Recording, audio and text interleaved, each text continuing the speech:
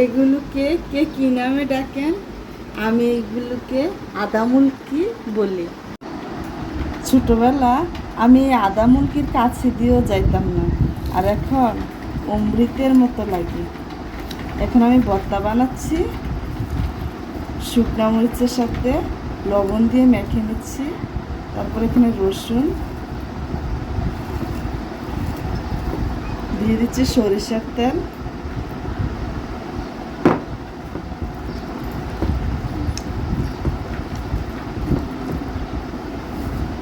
এভাবে মেখে তারপর ভর্তাটা আমি বানাচ্ছি।